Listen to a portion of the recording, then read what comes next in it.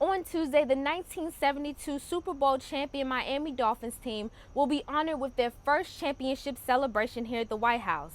This landscape gives examples of how to grow a garden in any type of space, such as this vertical garden that is equipped for urban environments. But while the players were happy to get the W under their belts, the message that resonated out of the locker room was something we heard every day this summer in Cortland: belief in each other and the need to get better. Dolphins management recently approached the White House because they wanted to make sure that these record breakers were not forgotten. And on Tuesday, President Obama will show these players, as well as their Hall of Fame head coach Don Shula, the praise that they deserve. Last night, representatives from Congress, athletes, and journalists served it up on the tennis court at the Washington Castles Charity Classic. The teams were filled with players such as Hall of Famer Dale Green and D.C. Councilwoman Yvette Alexander. Both teams were ready to compete, and Green's confidence was at an all-time high. I mean, look at these guys. I'm going to kill these guys. Andy proved to have some tricks up his sleeve, as he and his partner, Olympic medalist Leander Paes, won their match 7-4. Beyond tennis, the game was like a big party. The players were moonwalking, trash talking, and even dancing. I'm telling you, if I was any good at this is what I do for a living, because my day job isn't so fun. So this was fun. This event gives D.C. residents a chance to see some of their favorite local stars match up on the court. But it's not just about the matches, it's also about the charities. This year, the proceeds will go to 3 different charities: the D.C. Public Education Fund, TAPS, and Share Our Strength. The event raised $15,000 and was split between the charities. The game was a close call and came down to the last couple of points in the 7th match.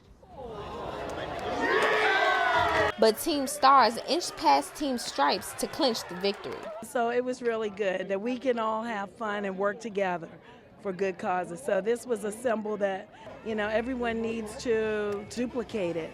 In the end, Team Stars won 41-39 as the community and everyone involved came out as winners. Brittany Marshall, Medill News Service. More than 50 years ago, the Montford Point Marines fought through discrimination and segregation to serve their country. They were the first African Americans in the Marine Corps. And on this Wednesday in the nation's capital, they finally received the respect they deserve. They were honored with the Congressional Gold Medal, the nation's highest honor for a civilian. The moment brought First Sergeant William McDowell to tears. This day, that gold medal, that Congressional Gold Medal, excuse me. Between 1942 and 1949, more than 19,000 men served at the segregated training camp at Montford Point. Only about 400 of these men were able to live to see this day, and Staff Sergeant Alfred Gaines is one of them. This is the most precious time of my life to receive the Congressional Gold Medal. As my mother always taught me, son, is better late than never. They served a country that didn't accept them because of the color of their skin. And Corporal Butler Martin says those were some of the hardest times to deal with. We were all black, and we come to a couple of towns that the restaurants, when they found out it was all black troop trains, they wouldn't feed us. Of course, our company commander had them padlocked, and they had the buses over to the black neighborhood to eat. But he said those experiences never stopped him from being a Marine. It's something that I've always wanted to be a Marine, and I was very proud of it. Speakers at the ceremony referred to the Montford Point Marines as a small group of giants.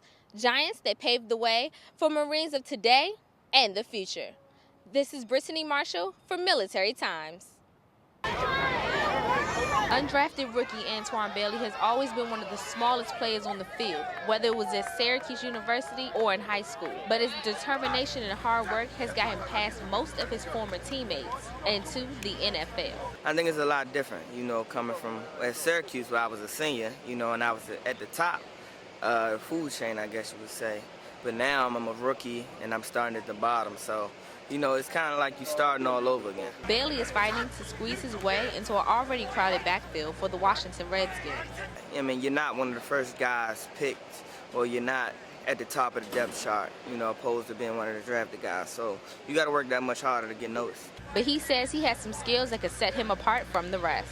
For me, it would be in the passing game, you know, rather that's catching the ball or blocking and pass protection. So I think that's my special niche. Bailey grew up less than 30 minutes from FedEx Field, and he has a huge support system from his former high school teammates, family, and friends. I mean, I don't think it is any pressure, you know, because, I mean, these are the same people that have been watching me play football all my life. At the end of the day, you know, the stakes are higher, but it's football at the end of the day.